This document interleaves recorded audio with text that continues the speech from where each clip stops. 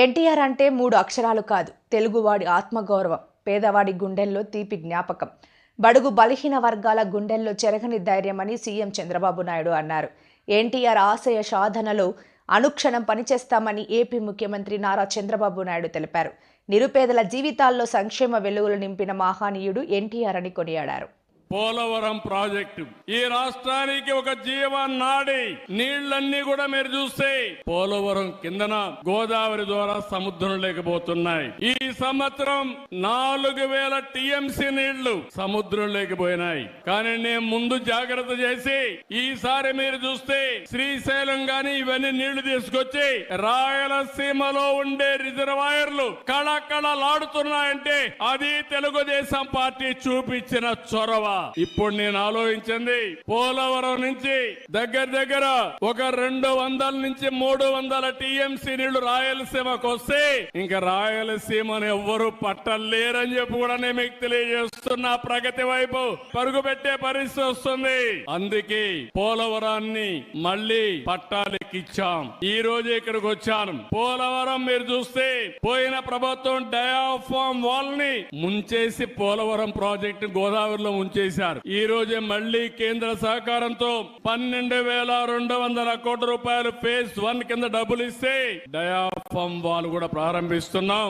2 సంవత్సరాల్లో పోలవరం పూర్తి చేస్తామని మీ అందరికీ హామీ ఇస్తున్నా.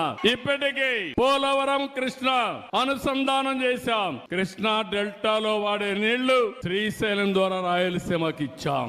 అందుకే నేను ఆలోచిస్తున్నాను, రేపు రాబోయే రోజుల్లో గోదావరి, పెన్న, పోలవరం, బనకచెర్ల వరకు అనుసంధానం చేయగలిగితే అది ఒక గేమ్ చేంజర్ గా తయారవుతుంది.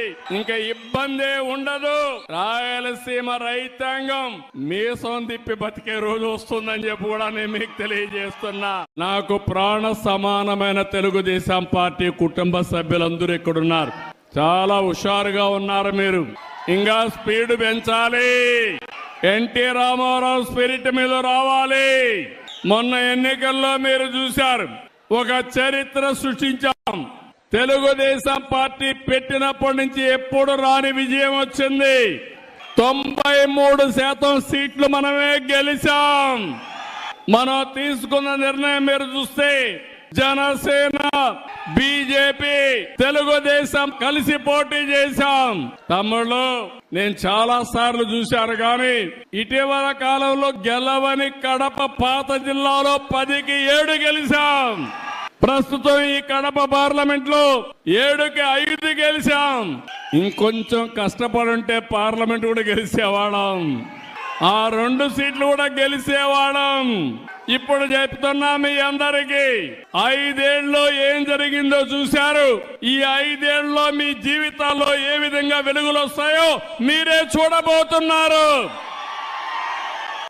ఆ తర్వాత 7కు 7 గెలిపించాలి, 10కి 10 గెలవాలి, పార్లమెంట్లు కూడా గెలవాలి. అప్పుడే అభివృద్ధి సాధ్యం. ఈ రోజు మన నాయకుడు నందమూరి తారక రామారావు గారి యొక్క 29వ వర్ధంతి, అది కూడా ఈ మైదుకూరులో జరుపుకోవడం చాలా అదృష్టంగా నేను భావిస్తున్నాను. ఒక మహానాయకుడు, ప్రజానాయకుడు, తెలుగు జాతి చరిత్ర ఉన్నంత వరకు తెలుగు వారి గుండెల్లో ఉండే ఏకైక వ్యక్తి నందమూరి తారక రామారావు గారు. ఈ రోజు మనందరం చూస్తే తెలుగు జాతి కోసం పుట్టిన, అనుక్షణం తెలుగు జాతి ఆత్మ గౌరవం కోసం తప్పించిన ఏకైక నాయకుడు ఎన్టీఆర్. ఎన్టీఆర్ అంటే 3 అక్షరాలు కాదు, తెలుగు వారి ఆత్మ గౌరవం.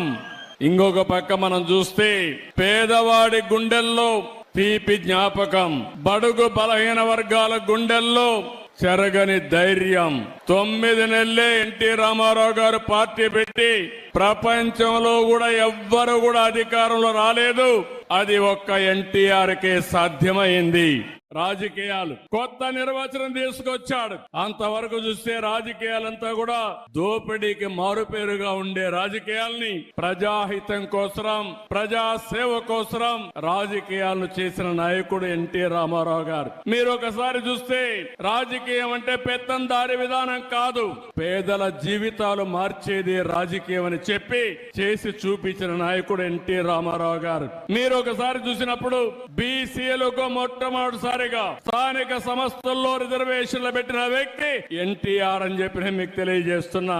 ఇదే కాకుండా మా ఆడబిడ్డలు ఈరోజు ధైర్యంగా మీరు డిమాండ్ చేసి మీ తల్లిదండ్రులు సంపాదించిన ఆస్తిలో సమాన హక్కు అడిగే అవకాశం వచ్చిందంటే అది ఎన్టీఆర్ ఇచ్చినటువంటి వరం, మీ అందరికీ ఆయన ఇచ్చిన చట్టం అని చెప్పి కూడా నేను మీకు తెలియజేస్తున్నా. ఇంకో పక్క రాజకీయాల్లో మగవాళ్లే కాదు ఆడబిడ్డలు రాణిస్తారని స్థానిక సంస్థల్లో 9% రిజర్వేషన్లు పెడితే ఈ రోజు దేశంలో 33% ఆడబిడ్డలకు చట్టసభల్లో రిజర్వేషన్లు వచ్చాయంటే దీనికి ఫౌండేషన్ వేసిన వ్యక్తి నందమూరి తారక రామారావు అని చెప్పి నేను మీకు తెలియజేస్తున్నా. అంటే ఆ రోజు ఆ మహనీయుడు ఆలోచించాడు, దానికి అనుగుణంగా పాలసీలు తీసుకొచ్చాడు, అమలు చేశాడు. అది దేశానికే ఆదర్శంగా తయారయ్యే పరిస్థితి వచ్చింది. ఆడబిడ్డలు చదువుకోవాలని మహిళా విశ్వవిద్యాలయం పెట్టాడు. ఇంకో పక్కన బడుగు బలహీన వర్గాలకే కాకుండా పేదలు గాని, కార్మిక, కర్షక, మైనారిటీ సోదరులకి సంక్షేమ కార్యక్రమాలు తీసుకొచ్చాడు. ఆయన ఒకటే ఆలోచించాడు, పేదరికం పూర్తిగా నిర్మూలించాలనేది ఎన్టీ రామారావు గారి కళ. నేను ఒకటే చెప్తున్నా, భవిష్యత్తులో జీరో పావర్టీ, పేదరికం లేని సమాజం ఒక్క తెలుగుదేశం పార్టీతోనే సాధ్యం. అది చేసి నిరూపిస్తాం.